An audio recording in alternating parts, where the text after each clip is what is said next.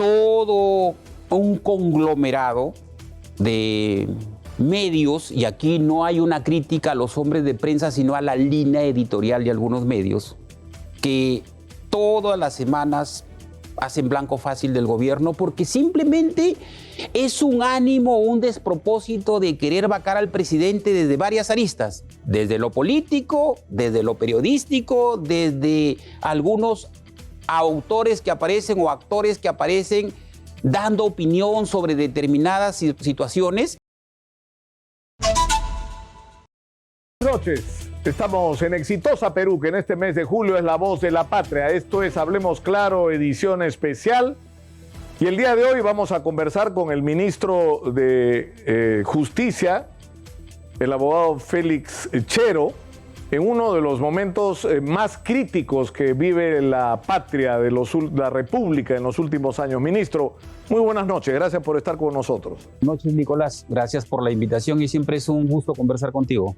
La pregunta, Félix, es ¿cómo vamos a salir de este terrible entrampamiento? Yo a lo largo de esta semana que ha pasado he tratado de escuchar las voces desde el mundo empresarial, y lo que me ha sorprendido es que los propios empresarios, y no solamente la gente común de a pie, digamos, ¿no? El ciudadano que sufre las alzas, la inseguridad, la falta de empleo, la falta de calidad de los servicios, sino los propios empresarios que deberían ser, digamos, unos actores fundamentales en la reactivación económica, en la generación de empleo, están preocupados, porque hace un año prácticamente estamos envueltos en el lodo, revolcándonos en el lodo, fue la expresión que usó alguno de ellos esta semana. Y el problema es cómo vamos a salir de esta situación. Hay varias propuestas, creo yo, que tienen que ser muy objetivas. Todos jugamos un rol y una función para contribuir no solo a la estabilidad política y de gobierno, sino también a la estabilidad económica. Los empresarios tienen que jugar su cuota, y jugar su cuota de estabilizar la economía del país implica buscar líneas de consenso y buscar grandes acuerdos. Lo que pasa es que venimos en constantes confrontaciones y hacemos eco de los cuestionamientos y las críticas, seguro algunas con razón, al Ejecutivo y al Gobierno, y otras que son recurrentes, Nicolás, infundadas, intrascendentes, que son portada o son noticia de domingo a domingo, y no agendamos realmente lo que le interesa al país. Nosotros hemos señalado que es necesario trabajar una agenda país. E implica trabajar una agenda país no solo con el Congreso de la República, sino también con todos los sectores. Y lo hemos dicho con mucha transparencia. Hemos tratado siempre de buscar las vías del diálogo con todos los sectores para que el Perú pueda reactivarse económicamente. Venimos de una pandemia que nos ha golpeado a todos, estamos con una guerra externa entre Rusia y Ucrania, que nos ha pasado la factura a todos, a nivel no solo Perú, sino a nivel del mundo. Pero, ¿qué estamos haciendo para enfrentar la crisis? Muchos dirán, sí, pues es una responsabilidad de gobierno, pero en situaciones difíciles y de crisis, creo que debemos poner nuestra cuota todos los peruanos. El sector empresarial, los gremios organizados, asumiendo responsablemente que cualquier situación de confrontación extrema, de complejidad, perjudica a todos y perjudica a los sectores más necesitados. Entonces, yo sí creo, Nicolás, que a partir de una nueva mesa directiva en el Congreso, de consenso, democrática, que entienda que se tiene que trabajar por un proyecto país, podemos lograr consensos. Se dejó en su oportunidad ante el Congreso de la República una agenda programática, democrática, de consenso, y no ha sido atendida, no ha sido tratada, y creo yo que es el momento de que repensemos cuál es el rol y función que nos toca desempeñar en el país, no solo como políticos, no solo como empresarios, sino que creo que aquí tiene que ser un conjunto de voluntades, incluso los medios de comunicación, que juegan un rol concientizador, informativo, pero también pedagógico para que la población sepa y entienda cuál es nuestra real situación. Entonces, si es que todos aportamos, todos entendemos que tenemos que salir juntos de esta crisis, creo que podemos avanzar. De lo contrario, cada quien polariza sus puntos de vista busca sus propios intereses, sean de grupos, sean políticos, y el gran perjudicado es el ciudadano de a pie, el que sale todos los días desde las 6 de la mañana y las 5 de la mañana a buscar su sustento diario y siente de que no se les está dando una respuesta efectiva e inmediata aún de los esfuerzos que se hacen, ¿no? Ahora, ¿ustedes creen que lo que está pasando es que, porque el problema es el siguiente, está claro que hay una investigación sobre el entorno del presidente y la gran interrogante es cuán involucrado puede estar el presidente en estos hechos, ¿no es cierto? En estos hechos de corrupción, de tráfico de influencias. Entonces, el problema es que eso termina ocupando toda la agenda, ¿no es cierto? Pero ¿cómo se puede, desde la perspectiva de ustedes, encasillar esto, encarrilar esto, para que, por un lado, las investigaciones que hay que hacer sobre el presidente se hagan, pero que el país no esté simplemente en la incertidumbre total? Es decir, que con la gente, yo creo que está claro, la gente está esperando respuestas a sus urgencias. Sí, Nicolás, cada ente legitimado en nuestro país tiene que cumplir su rol constitucional. Y tenemos que tratar los temas de manera muy objetiva. Lo que sucede es que se ha generado toda una atmósfera de corrupción aparente en torno del presidente de la República y venimos prácticamente 9 meses haciendo sindicaciones e indicaciones de que el presidente esté involucrado en actos de corrupción. Aparecen personajes vinculados seguro a hechos que tienen indicios de ilicitud, que dan mensajes constantes de estas aparentes vinculaciones. Sin embargo, como ya lo hemos señalado, y aquí no es que hagamos una defensa cerrada, una defensa vedada o vendada al presidente de la República. Lo que pasa es que es recurrente estas imputaciones sin que exista un solo medio de prueba objetiva que vincule al presidente. Entonces, ¿cuál es el tema en concreto? Dejemos que los organismos constitucionalmente autónomos hagan su investigación. Dejemos que cumplan su fase propia que establece el procedimiento fiscal, el procedimiento judicial, y agendemos lo que le corresponde al Congreso de la República y al Ejecutivo, que es gobernar por el país, presentar proyectos de ley que realmente respondan a las expectativas sociales, agendar las grandes políticas, no solo de gobierno, sino de desarrollo, impulsar los proyectos de inversión.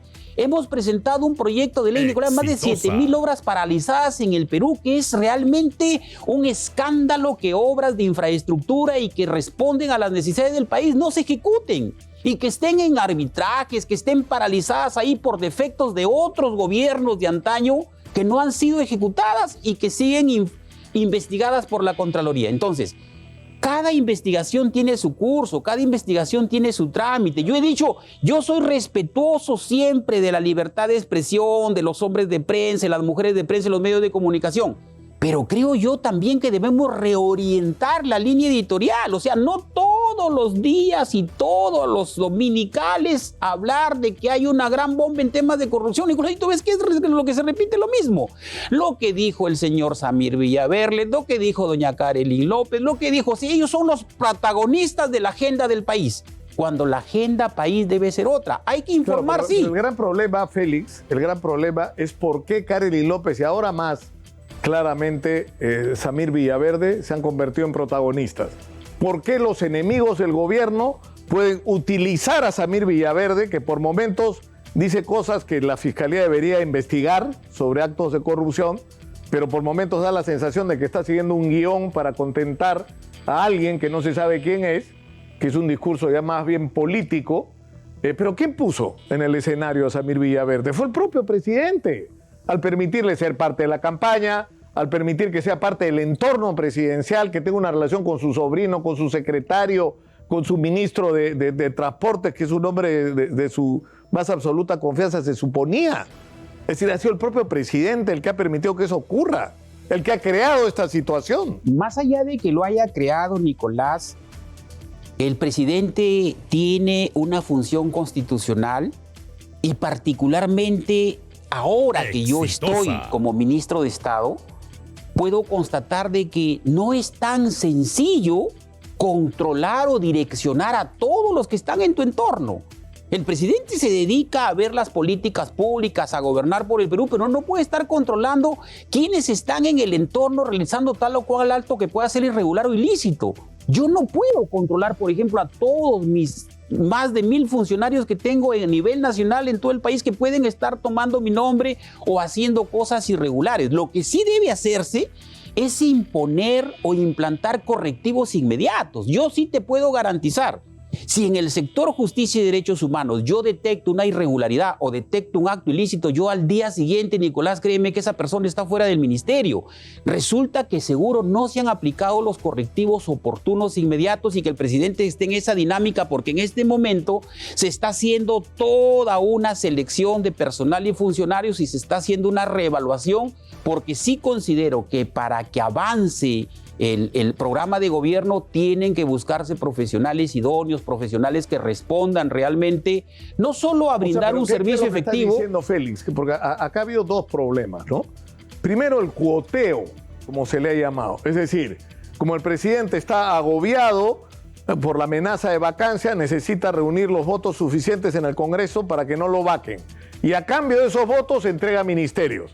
Primer problema, ahí se enciende la primera alerta. ¡Pah! Error. ¿Por qué? Porque el cuoteo no te garantiza de ninguna manera que las personas que entren a las funciones públicas sean las más calificadas. Pero el segundo problema es que en el entorno del presidente hay gente que piensa, porque las evidencias lo acreditan así, que la fiesta continúa, que esto es como ha sido siempre. O es decir, que tú llegas al gobierno para tomar el control de una institución pública y forrarte en los 5 años que tienes por delante. Es lo que se ha hecho en las últimas décadas en el Perú y da la impresión de que hay gente que tenía esa idea. Por ejemplo, el ministro Silva. Sí, para citar solo uno. Sin lugar a dudas, Nicolás, uno le entrega confianza a las personas. Entiendo que siempre se actúa de buena fe, pero la buena fe no es suficiente. Yo creo que hay que tener olfato político para saber a quién designas. Entenderás que todos estos antecedentes de personas que han estado vinculados al entorno de gobierno y que el presidente viene tratando de corregir esta situación. O sea, hay un proceso de depuración en el gobierno en marcha en este momento. Por supuesto, Nicolás, ha sido un firme compromiso del presidente de la República y de los ministros de empezar a revisar todo aquel acto que tenga un indicio de irregularidad o algún indicio de ilicitud para poder ordenar cada uno de los ministerios y ordenar el Ejecutivo. Estoy convencido que todos los ministros tienen el mensaje claro y lo estamos haciendo. Se está tratando de convocar a todos aquellos profesionales que respondan a una expectativa de gobierno y que realmente sean convocados para servir. Y se está, sin lugar a dudas, dejando sin efecto los contratos de aquellos que han estado vinculados a un acto de este tipo que realmente no le hacen ningún bien al país y que por el contrario lo único que han generado pues es un atraso porque han participado de actos que ahora son objeto de investigación y que en su momento el presidente lo ha dicho, indistintamente de quién se trate, tienen que ser investigados y si el debido proceso establece que deben ser sancionados, seguro serán sancionados en su oportunidad. Claro, pero el tema es que, es decir, el compromiso del presidente, porque, es decir, muchas veces se usa el argumento de que en los dos sentidos, ¿no? De quienes están del lado del gobierno diciendo, pero si esto ha ocurrido siempre. Y de los que están en contra del gobierno haciendo como si esto no hubiera ocurrido nunca. Exitosa. ¿No? Porque es grotesco escuchar a gente, por ejemplo, que ha defendido que Alan García sea excluido de las investigaciones de delitos atribuidos a gente de su entorno directo y que ahora se rajan las vestiduras en el sentido contrario, ¿no? Pero en fin, pero a lo que voy es que lo que necesita el país es, porque el problema de la corrupción es demasiado grave, eso es una corrupción, como llaman los especialistas, sistémica, y requiere, una cirugía, pero rigurosa para extraer el cáncer de la corrupción que está matando al país. Entonces, por ejemplo, ¿por qué no solamente eliminar el cuoteo o el nombramiento de favor en cargos públicos, sino establecer un sistema de meritocracia y eliminar hasta el límite de lo razonable los puestos de confianza? Es decir, porque llegas al gobierno y aprovechando los puestos de confianza, que son los que ocupan aquellos funcionarios que están en la franja superior del aparato del Estado, son los que deciden qué se compra, qué se contrata, qué se concesiona, es decir, qué se gasta, y en función de eso es ahí donde se cobran las comisiones ilegales. Sí, ahí sin lugar a duda. ¿Por qué no cambiar eso y establecer un sistema meritocrático en el país? Sin lugar a duda, Nicolás se ha hecho esfuerzos desde servir para tratar de establecer meritocracia en el país. Hay un avance, aún con todas las críticas y cuestionamientos, de seleccionar personas sobre la base de la idoneidad y la experiencia. Hay una ley de idoneidad. O sea, a la fecha, ningún funcionario público que vaya a un ministerio o a cualquier sector del Ejecutivo tiene que cumplir requisitos estándar que establece esa ley de idoneidad, y eso lo estamos haciendo en realidad. Y esa ley de idoneidad te selecciona profesionales de un determinado perfil. Además, no debe tener antecedentes pues, de investigación fiscal, judicial o a nivel de Contraloría General, y la Contraloría tiene que seguir en este rol de acompañamiento. La Contraloría, Nicolás, cada vez que tú designas a un funcionario de confianza, inmediatamente activa su proceso de control posterior y te está notificando si este profesional cumple o no cumple. Y eso es realmente adecuado porque te permite hacer un control inmediato posterior de qué funcionario designas. Y si ese profesional no cumple con requisitos, inmediatamente tiene que ser separado. Y en los ministerios se viene haciendo. Ha sucedido en el Ministerio de Cultura, ha sucedido en el Ministerio de Energía y Minas, ha sucedido en el Ministerio de Transportes, ha sucedido en Justicia, que hemos tenido que darle las gracias a un funcionario porque fue designado si es que no cumple con los requisitos. Yo creo que eso tenemos que convertirlo en una práctica constante. Yo estoy de acuerdo contigo, por eso, Nicolás, yo he planteado, frente a cuestionamientos que se vienen haciendo, que algunos funcionarios que cumplen un rol importante en el Estado tengan que ser designados por concurso público, nombrados por concurso público. Te hablo del caso de la Procuraduría General. Yo he presentado un proyecto de ley que ha sido aprobado por unanimidad cuando se pretende decir que el Procurador General o los procuradores no cumplen un rol real de defender los intereses del Estado. Hay procuradores que cumplen su función y su rol de manera muy profesional, pero seguro hay otros que no. ¿Qué hemos hecho? Hemos presentado un proyecto de ley para que la Procuradora General sea nombrada por concurso público, por ejemplo, porque ahí hay un tema muy importante, claro, defender los intereses del Estado. Claro, pero eso no debería ser una excepción, sino, es decir, acá creo que hasta los directores de los hospitales son puestos de confianza, que no tiene sentido. No tiene sentido, es decir, el Estado se convierte en una agencia de empleo para el que llegó al gobierno. Entonces, y eso va contra el interés del ciudadano, porque estamos como estamos, o sea, en un país que ha crecido como el nuestro en estas últimas décadas, pero que no ha repartido como debería repartirse y no ha invertido los recursos como deberían invertirse, precisamente por esa costra de funcionarios ineptos y corruptos que son los que han tomado las decisiones sobre la ejecución del gasto público. Sí, y eso tiene que cambiarse de manera radical. Definitivamente yo creo que ahí se tiene que hacer planteamientos muy concretos respecto a la forma y el procedimiento de selección de funcionarios. Yo estoy de acuerdo, por ejemplo, con eso. Yo estoy de acuerdo que se tiene que plantear un mecanismo y acompañado de una norma que establezca la selección idónea de funcionarios del Estado. Ahí estamos totalmente de acuerdo, Nicolás. Y el tema de las obras, eso a mí me impresionó mucho que fuera Pedro Frank el que hablara de la necesidad de extender el procedimiento de las obras por impuestos. ¿Por qué? Porque si tú comparas en obras por impuestos, que por ejemplo, para relacionarlo con el tema de la minería, una compañía minera hace un hospital que cuesta 200 millones de soles y el plazo es 2 años. El hospital cuesta 199.983, ¿no? Y se hace exactamente en los 2 años. Esa misma obra la hace el gobierno regional, demora 7 años, tiene 3 arbitrajes en el medio, 4 presos o 5, y cuesta 3 veces más de lo que se proyectó y la obra no está terminada. O sea, esa es nuestra realidad.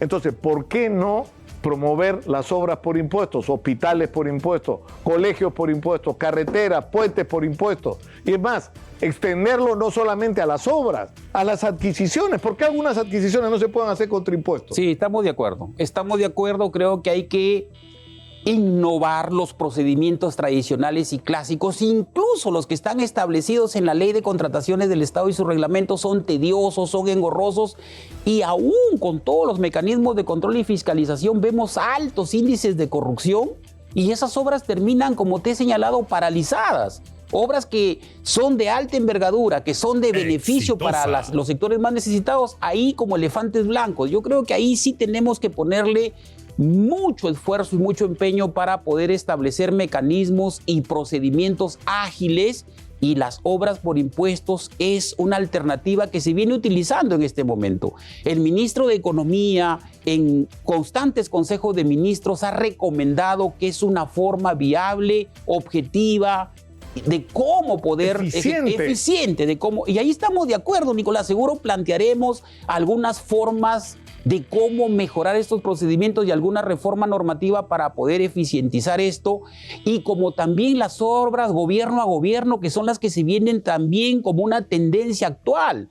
Lamentablemente, los procesos y sistemas tradicionales no nos permiten avanzar porque la experiencia nos demuestra y la práctica nos demuestra, como te indicaba, que hay como 1.700 obras paralizadas.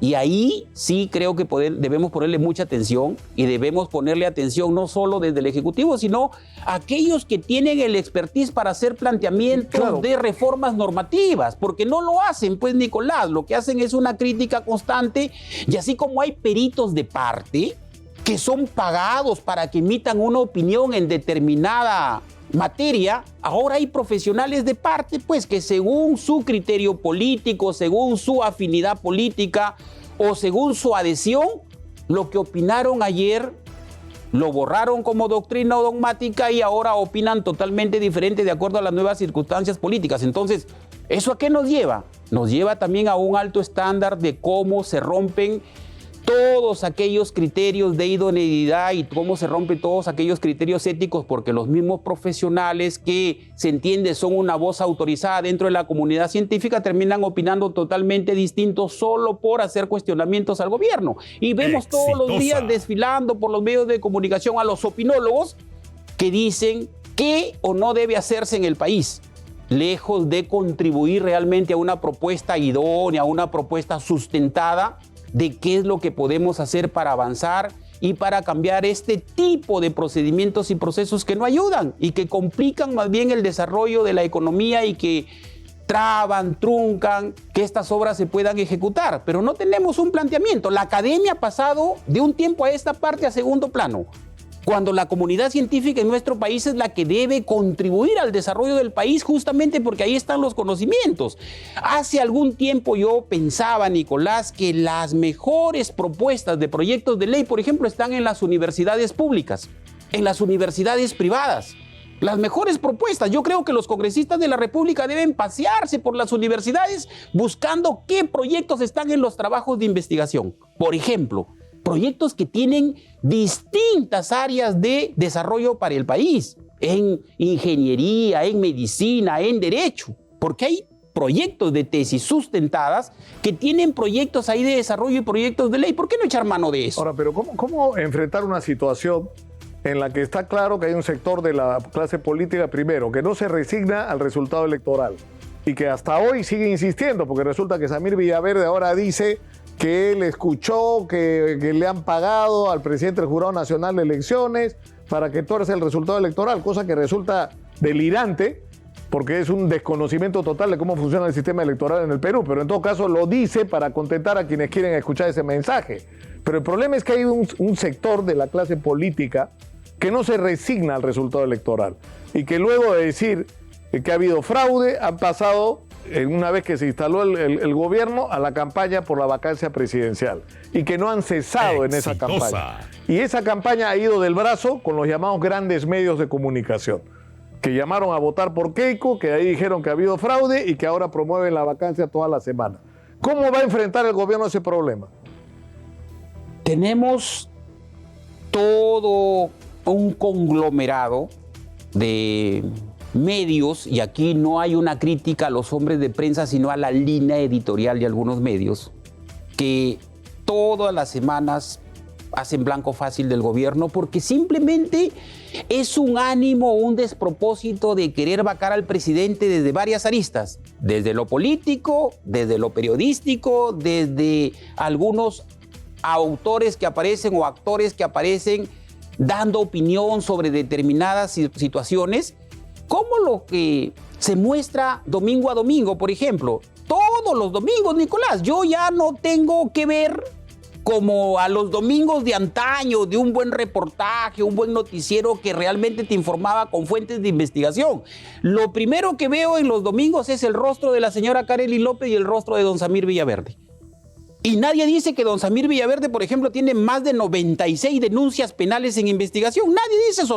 Los presentan como los que escuchan detrás de la puerta y te pueden dar mensajes de que el gobierno es corrupto y que el presidente es corrupto. Y eso es lo que se presenta. Y lo peor es de que hacemos eco y replicamos eso. Las redes sociales, las fuentes digitales hacen que la gente se mecanice y repita eso sin ni siquiera corroborar la fuente. Antes por lo menos leíamos un libro y íbamos a la biblioteca y verificábamos una fuente. Ahora no, ahora alguien lanza un tuit y todo el mundo lo repite como si fuera un hecho cierto. Entonces, por ejemplo, Nicolás, en el caso de don Samir Villaverde, que tú lo has tocado, dice tantas cosas como un hecho acabado, ¿cierto? De que ahora resulta que ya no el presidente de la República ha recibido dinero, sino que el presidente de la República supuestamente ha comprado al presidente del Jurado Nacional de Elecciones para que lo declare ganador. Eso es absurdo, porque el Jurado Nacional de Elecciones no procesa los resultados. Los resultados los tiene la OMPE y el jurado lo único que hace es legitima ese proceso. Pero mira lo que llegamos. Y los especialistas y estos opinólogos, entre comillas, lo repiten como un hecho cierto y no clarifican, no educan, no informan. Una pregunta. Es decir, la Constitución habilita hasta hoy, pese a la modificación constitucional que se ha planteado con respecto a que ahora ya no habría 2, sino 3 cuestiones de confianza para cerrar el Congreso. Sin embargo, el Ejecutivo está habilitado para aplicar la cuestión de confianza. Por supuesto. En algún momento ustedes van a plantear, bueno, ahora sí hacemos cuestión de confianza. Van El presidente... Es decir, porque el mensaje que ustedes dan, pese al discurso que uno puede escuchar como altisonante a veces de Aníbal Torres Vázquez, han actuado más o menos como Lady Di frente al Congreso. Es decir, en algún momento van a pechar al Congreso y van a decir o hacemos las cosas así o invocamos nuestro derecho a la cuestión de confianza e incluso a cerrar el Congreso. ¿Se ha hablado de eso? Yo siempre, Nicolás, he pensado y lo he transmitido no solo al presidente, sino al Consejo de Ministros, que quebrantar el orden democrático, que corroer las instituciones democráticas no es saludable para el país. Que hay decisiones constitucionalmente viables y que te habilitan esa posibilidad, pero para mí deben ser última ratio. Particularmente yo creo que cerrar el Congreso de la República o lanzarle un misil de cuestión de confianza es justamente generar mayores confrontaciones y provocar mayores ánimos de confrontación. Sin embargo, Nicolás, es legítimo, es constitucional hacerlo, por supuesto que lo es. Por supuesto que lo es. Por eso te digo, yo confío en que en la recomposición de la mesa directiva se tengan miembros de esa mesa directiva que puedan generar líneas de consenso, que puedan dialogar, que puedan agendar un proyecto de gobierno conjunto entre Ejecutivo y Legislativo. De lo contrario, se evaluará en su momento, porque también te lo digo, no descartamos esa posibilidad. Yo como ministro de Justicia y Derechos Humanos soy el asesor del presidente, soy el asesor del Ejecutivo y estoy convencido que la habilitación constitucional la tenemos. Si me preguntas si el presidente o el premier o el Consejo ha discutido o evaluado esta posibilidad, te digo con mucha sinceridad que no lo hemos evaluado porque no consideramos que sea oportuno, porque somos respetuosos aún con las dificultades. No está descartado por supuesto, posibilidad. No está descartado. Vamos a la pausa. Regresamos con Félix Chero, ministro de Justicia. Estamos en Exitosa Perú, que en este mes de julio es la voz de la patria. Y está en nuestros estudios Félix Chero, ministro de Justicia, en un momento, como hemos señalado al comienzo de este programa, especialmente crítico para la vida nacional. Ustedes, Félix, ponen una gran expectativa en un cambio de rumbo en la conducción del Congreso. Es decir, que ese cambio signifique que ya la agenda central del Congreso no va a ser la de Mari Carmen Alba de la vacancia presidencial. Ha sido evidente, Nicolás, versiones que realmente trastocan el verdadero sentido de democracia, que debilitan las estructuras de estos organismos autónomos que, si bien es cierto, tienen un rol y una función histórica, deben cumplir ese rol y esa función. Hemos escuchado a la presidenta del Congreso actual hablar y de eso se ha relativizado, cuando también debería estar en debate, también debería estar en discusión, de un plan sistemático para vacar al presidente de la República, incluso involucrando a las Fuerzas Armadas. Eso realmente no habla bien de un demócrata. Pero ¿qué esperan ustedes? Porque se supone que lo que debería ocurrir si se cumplen los compromisos adquiridos el año pasado es que Alianza para el Progreso debería tener la presidencia del Congreso de la República. La pregunta es ¿quién de Alianza para el Progreso? Sí, yo creo, si me preguntas quién, y te doy mi opinión personal, está voceada, por ejemplo, a la doctora Gladys Echaíz. Yo creo que la doctora Gladys Echaíz no solo tiene formación política, sino que tiene formación de demócrata. Y quienes la acompañen deben ser personas que tengan un perfil justamente de defender la democracia en el país y de respetar las instituciones. Ella ha sido muy crítica, incluso en los momentos que Alianza para el Progreso ha votado con el gobierno y ha votado en contra. A pesar de eso, ustedes, o es tu opinión personal. No, es mi opinión personal, Nicolás. Yo tengo mucho respeto por la doctora Echaíz, ella ha sido fiscal de la Nación, conoce el derecho, y alguien que tiene una trayectoria como ella, creo yo que en esta larga carrera y en este trajinar, no creo que la doctora Echaíz esté pensando torcer el derecho.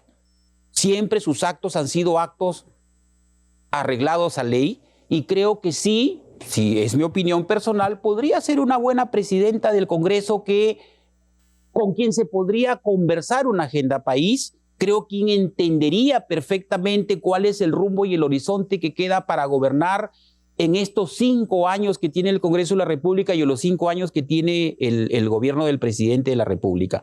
De lo contrario, simple y llanamente, vamos a estar con adelantos de opiniones o prejuzgamientos que ya se han hecho. Yo no he escuchado, por ejemplo, a la doctora Echaíz hablar de vacar al presidente de la República. La doctora Echaíz siempre ha optado por que las investigaciones se hagan en los organismos constitucionalmente autónomos, que se develen aquellas investigaciones y fuentes de información que de acuerdo al debido proceso continúen, pero yo no le he escuchado un plan vacador, por ejemplo. No tengo yo un indicador, esa impresión ni un indicador que me haga suponer. En el caso de los demás, por ejemplo, la congresista Lady Camones, que también está voceada, recientemente ha estado en un programa y ha dicho, yo estoy lista y dispuesta para vacar al presidente de la República. Entonces, esos prejuzgamientos... Para ti, Lady Camones sería una nueva, la versión acuñista, digamos, de Mari Carmen Alba. Sin lugar a dudas. Mi opinión personal es que sin lugar a dudas, porque ella ha dado mensajes y gestos de ello. Y lo demuestra su comportamiento y su actuación política en el Congreso de la República. Hay una cosa que yo no logro entender.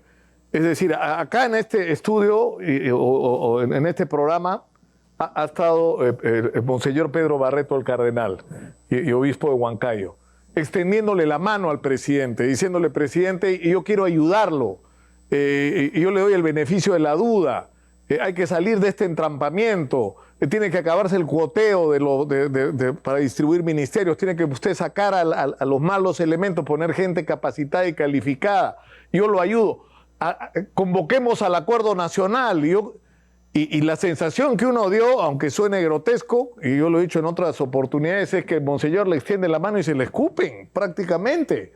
O sea, ¿por qué no atender?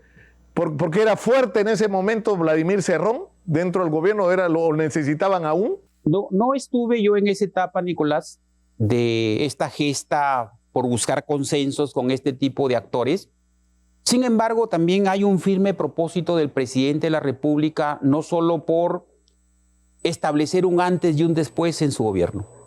Y eso lo ha demostrado desde el momento que se ha desvinculado, a partir de un mensaje claro del señor Cerrón, de pedirle su renuncia, es decir, se ha desvinculado de esa atmósfera que se venía construyendo también para poder justificar una vacancia de que el señor Cerrón era quien dictaba algunas políticas públicas y unos actos de gobierno. Ya, digamos, el matrimonio, porque lo que ocurre acá, que es una cosa que lamentablemente mucha gente no entendió cuando pretendían asociar al presidente Castillo con una ideología comunista y con una agenda, es decir, cualquiera que analizara mínimamente la historia personal del presidente Castillo, era un hombre que había sido toda su vida de Perú posible. En todo caso, vendría a ser una nueva versión de Toledo que no tenía partido y que termina aliado a un partido comunista que no tenía candidato. Eso es finalmente lo que ha pasado. Un candidato sin partido y un partido sin candidato que se encuentran. Pero en términos ideológicos eran incompatibles. O sea, o sea, por lo menos es la impresión que yo he tenido. No eran lo mismo. El problema es que el presidente terminó dependiendo de Vladimir Cerrón por los votos que tenía en el Congreso en contra de la vacancia. O sea que fue la derecha, es decir, fueron los enemigos del gobierno y supuestos enemigos de Cerrón los que convirtieron en poderoso a Cerrón. Ahora, esa historia ya se acabó. Es decir, ya se acabó. O sea, ya Vladimir Cerrón y su agenda están fuera de lo que es la acción del gobierno de Pedro Castillo. Estoy convencido que sí, Nicolás, puedo constatarlo porque estoy cerca del presidente y estoy cerca de los actos de gobierno y del Ejecutivo. También señalé en su momento que el señor Cerrón, como presidente del partido, tenía una participación política como lo tiene cualquier líder político. He señalado que no he podido yo evidenciar o constatar que él haya dictado o emitido alguna directiva para que el presidente ejecute actos direccionados. Yo no he podido ser testigo de eso. Lo que sí te puedo garantizar es que el presidente Castillo tiene mucho respeto por las bases del Partido Perú Libre, que en algún momento se esforzaron y gestaron esta corriente democrática de llevarlo al gobierno. Es decir, las bases que en su momento apostaron por este gobierno, el presidente les ha agradecido y tiene mucho que responder a ellos como una organización política de base. Pero respecto a que el señor Cerrón en este momento tenga una vinculación directa para establecer estas porciones de cuota de poder de las que tú has hablado, créeme que no es evidente y no se va a dar porque el presidente está reorientando el rumbo político y está convocando a aquellos que realmente le ayuden a gobernar al país y que respondan a una expectativa no solo de idoneidad, sino de una propuesta viable. De tal forma que cuando el presidente presenta su renuncia y se desvincula más que del partido, de este ropaje y de esta sombra que le habían generado de influencia del señor Cerrón, yo creo que es saludable para el país. El señor Cerrón seguirá su rumbo político, seguro con su partido, pero eso también permite dar un mensaje claro a la población y al entorno político de que el presidente puede consensuar y gobernar para todos los peruanos y en aquellas alianzas de consenso con otras tiendas políticas. Por eso es que es el momento de esperar la conformación de una nueva mesa directiva del Congreso y seguro el presidente conversará con todos aquellos sectores. ¿Qué significa lo que me estás diciendo, Félix? Que, o sea, ustedes dicen, debería haber un cambio en el Congreso de la República y tú dices, Gladys Echaíz, como tu opinión personal, tú lo has aclarado y hay que reiterarlo, que es tu opinión personal, ella ayudaría a crear otro clima de relación con el gobierno. Pero, ¿qué es lo que ustedes pretenden? ¿Tener un gabinete que recibe el respaldo de diversas fuerzas políticas donde obviamente no estaría Vladimir Cerrón, porque Vladimir Cerrón no ve con simpatía que el gobierno se oriente hacia el centro, por así decirlo? ¿Eso es lo que va a pasar? ¿Eso es lo que ustedes pretenden? Es decir, no digo incorporar gente de partidos de centro, de Acción Popular abiertamente, ¿no? O establecer, ¿cuál es el plan? El plan, creo, del presidente Castillo a partir de esta segunda etapa después del 28 de julio es democratizar más al país y democratizar más los actos de gobierno. Yo estoy convencido de eso. Sé que el presidente tiene la mejor voluntad y el mejor propósito de establecer líneas de consenso, democratizar acciones con todos los partidos políticos. Y si en esa decisión van a haber propuestas, seguro, de algunos partidos, porque alguien ocupe un cargo en el Ejecutivo, seguro el presidente lo evaluará. Porque entenderás, Nicolás, que también es legítimo que los partidos políticos hagan propuestas para que se pueda enrumbar líneas de planes de trabajo que tienen los partidos y que entiendo deben poner a disposición del gobierno. Los planes de trabajo de todos los partidos políticos que perdieron las elecciones y que son viables, que son sustentables, deben estar a disposición del gobierno. Si es que queremos ver las cosas ¿Y con cuán amplia objetividad. sería esa alianza, Félix? ¿Cuán amplia sería? ¿Hasta dónde podría llegar esa alianza? No creo que sea del todo amplia, ¿no? No hablamos aquí de un consenso de pero ancha sí puedes base. hablar, ¿qué? ¿De qué? ¿De Somos Perú, Alianza Acción Popular, Alianza para el Progreso del Partido Morado? O sea, ¿alguno de estos está excluido de la lista que estoy...? Creo que no. Yo creo que todos son convocados y el presidente va a tener a bien conversar con todos como siempre lo ha hecho. Lo que sí el presidente no ha tolerado, creo yo, hasta el momento es imposiciones extremas que lejos de contribuir a la gobernanza del país, solo buscan esto que tú has mencionado, cuotas de poder, y creo Es que decir, cuando se habla... me estás describiendo a Vladimir Cerrón. Sin lugar a dudas. Está Sin lugar a fuera. dudas. Está fuera desde lo que yo puedo evidenciar en los actos Ahora, de gobierno. hay algo que no entiendo. ¿Por qué no se convoca al acuerdo nacional? El acuerdo nacional, Nicolás, ha sido siempre una posibilidad y ha estado en la agenda del presidente y del gobierno. Sin embargo, no podemos avanzar cuando en ese acuerdo nacional están actores que justamente están en un plan de vacancia. Tú no puedes ir con dos rostros o con una doble moral o un doble discurso a una mesa en la que el que está al frente dirigiendo al país es tu enemigo a quien quieres vacar. Hemos tenido, por ejemplo, convocatorias para el Consejo Nacional de Reforma del Sistema de Justicia. ¿Quiénes participan ahí? La presidenta del Congreso, el fiscal de la Nación, la presidenta del Poder Judicial. Esas convocatorias no han prosperado, Nicolás. ¿Quiénes no han ido? La presidenta del Congreso, el fiscal de la Nación, el presidente del Tribunal Constitucional, no han asistido. Entonces, si esos mensajes en esos entes que contribuyen a políticas públicas y al desarrollo del país no se consolidan, ¿para qué un acuerdo nacional en estas circunstancias? ¿Para algo más de lo mismo? El presidente lo que necesita es tener realmente personas que representen a instituciones democráticas y que ayuden a construir un plan nacional, un plan democrático que nos permita avanzar. Estoy convencido, y creo yo que va a ser así, una vez que la nueva mesa directiva del Congreso se instale, el presidente sin lugar a duda va a convocar a este acuerdo nacional. Pero lo que tú estás diciendo, Félix, es que no solamente ustedes esperan cambios positivos en la conducción, no solo en las personas, sino en la orientación del Congreso, sino que va a haber cambios en el gabinete. Ah, sin lugar a dudas. Sin lugar a dudas. Yo no tengo la menor duda que el presidente de la República va a reestructurar racionalmente y pensando en el proyecto país el gabinete de ministros.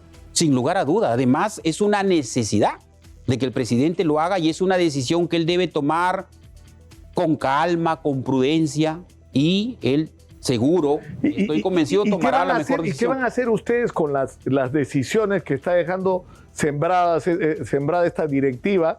Bueno, que ha recibido el respaldo, en algunos casos ha sido grotesco, ¿no? O sea, por ejemplo, esto de boicotear la reunión de la OEA en Lima, que es una cosa increíble.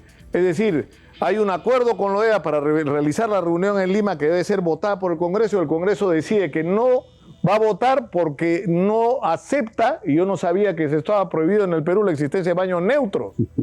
Es decir, que hay un baño para damas, baño para caballeros y baño neutro, como hay en este momento en todo el mundo, en casi todos o todos los eventos internacionales, empresariales, incluso en universidades y hasta en colegios, en el mundo entero. Esas decisiones, Nicolás, es un mensaje sumamente negativo, no solo para la población que tiene una expectativa de que los actos de quienes representan al país sean actos no solo idóneos, no sean actos solamente de compromiso, sino que respondan justamente a una expectativa nacional. Esto viene sucediendo de manera recurrente. Y nadie hace cuestionamientos al respecto, pero objetivamente. Imagínate bloquear la posibilidad de la instalación de este gran evento en la OEA? Solo por una situación... ¿Pero qué es? ¿Es una venganza porque la OEA no quiso recibir a una delegación que decía que en el Perú había habido fraude? El problema es que ha contado con el voto hasta de Perú Libre. No se descarta, Nicolás, que a veces se hagan acuerdos políticos totalmente subjetivos, con un despropósito, hasta nefastos. No se descarta esa posibilidad.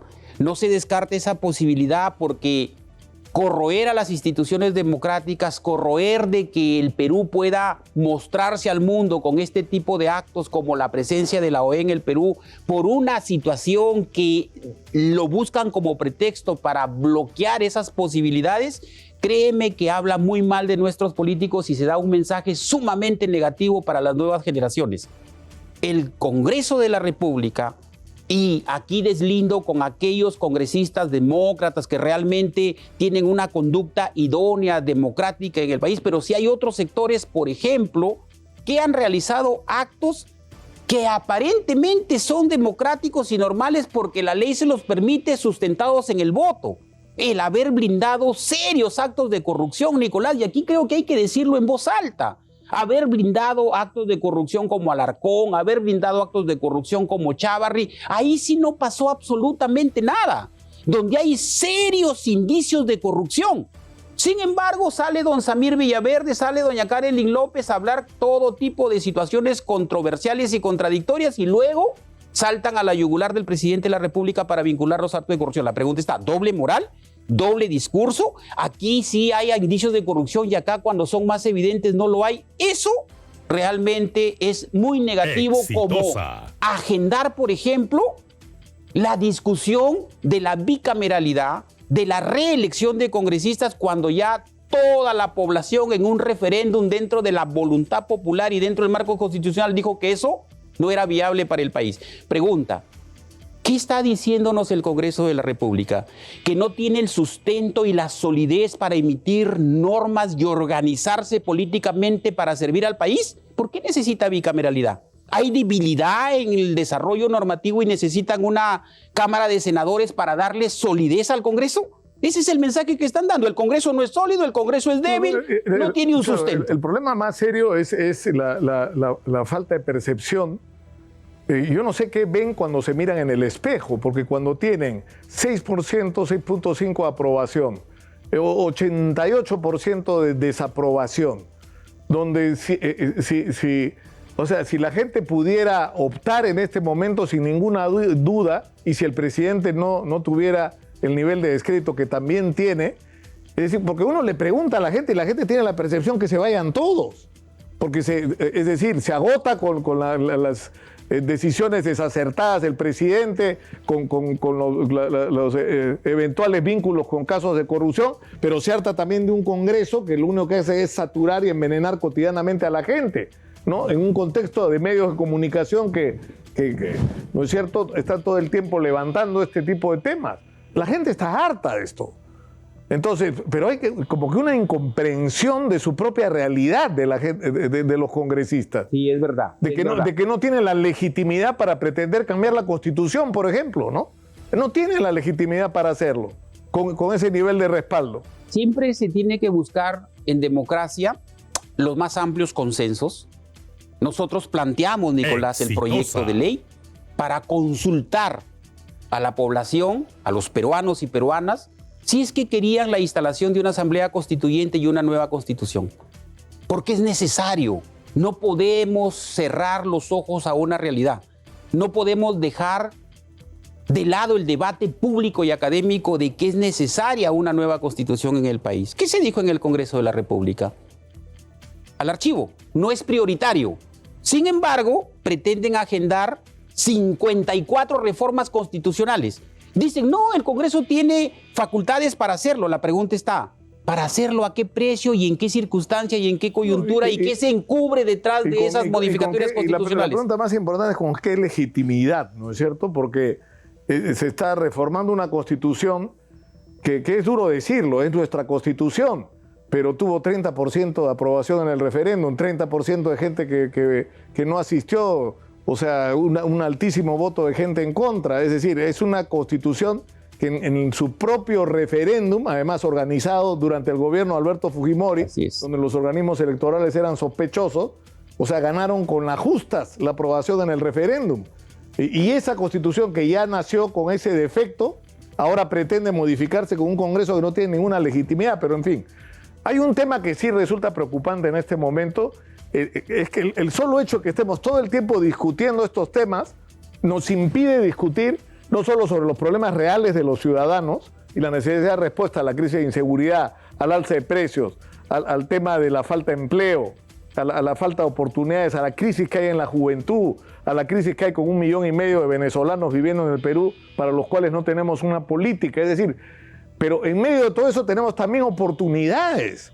Y el tema minero, por ejemplo, es una extraordinaria oportunidad. O sea, tenemos una posibilidad como país de que si utilizamos esos recursos adecuados y lo hacemos en el tiempo que felizmente podría ser mucho más corto que en cualquier otra circunstancia, podemos saltar a ser un país del primer mundo. Y no estoy exagerando cuando lo digo.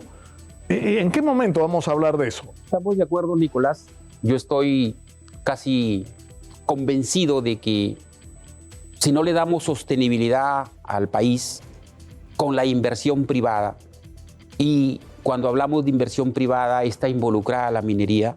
Yo he estado en Las Bambas hasta en 7 oportunidades. Eso es lo que te quería preguntar. Resolviendo parcialmente el problema, y así creo que hay una responsabilidad compartida. El problema es que vivimos, yo creo que no somos conscientes de la trascendencia de lo que se está discutiendo en Las Bambas.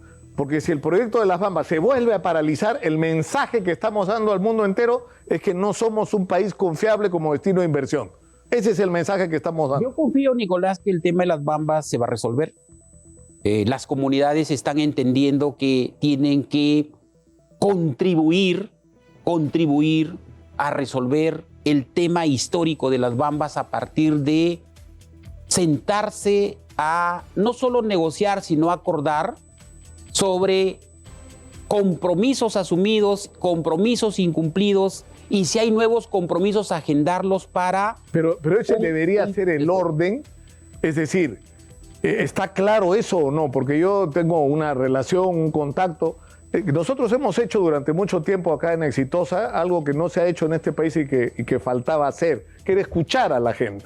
En vez de salir a condenar a la gente que protestaba por los conflictos mineros, escucharlos para ver qué era lo que pedían. Entonces, yo creo que ellos nos respetan porque nosotros nos hemos tomado el tiempo de escucharlos con consideración. Exitosa. Porque son ciudadanos como cualquier otro. Y el tema es que algunos de ellos piensan que hay que replantear todo, incluso. Que hay que replantear todos los términos de los acuerdos. Entonces, pero ¿cuál es la posición del gobierno? Porque el gobierno no puede seguir actuando como en años anteriores, como un invitado. El dueño del recurso es el Estado. O sea, y el Estado tiene que tener un rol ahí. Nosotros hemos reorientado el rol de participación, Nicolás, no solo de acompañamiento solamente, sino de actor principal para resolver el problema. Nosotros tenemos agendada en las 6 comunidades las prioridades que deben ser atendidas, pero no como algo bilateral, es decir, los compromisos que asumieron con la empresa solamente. Hemos incorporado a la comisión al ministro de Educación, al ministro de Salud y al ministro de Desarrollo Agrario. Y ellos están con sus técnicos en la zona involucrándose en lo que le corresponde al gobierno, en lo que le corresponde al Ejecutivo. El tema de educación, el tema de salud, el tema de saneamiento, el tema de infraestructura, el tema de saneamiento físico legal, para que estos comuneros tengan seguridad jurídica respecto a sus tierras, para que haya una delimitación respecto de las áreas y linderos entre comunidades y no se invadan entre ellos y no tengan conflicto con otras comunidades y no tengan conflicto con la empresa. Hemos agendado, Nicolás, hemos agendado ello. Yo debo estar el día 20, máximo el 21, 20 tenemos Consejo de Ministros Ordinario con todos los ministros en Las Bambas. Vamos todos los ministros para evaluar el nivel de avance. El Ministerio de Energía y Minas ha trabajado una matriz de avance de compromisos. Tenemos el tema ahí de las 6 comunidades y tenemos la Agenda Chalhuahuacho, que son 12 compromisos que tienen que ver con obras de inversión o proyectos de inversión.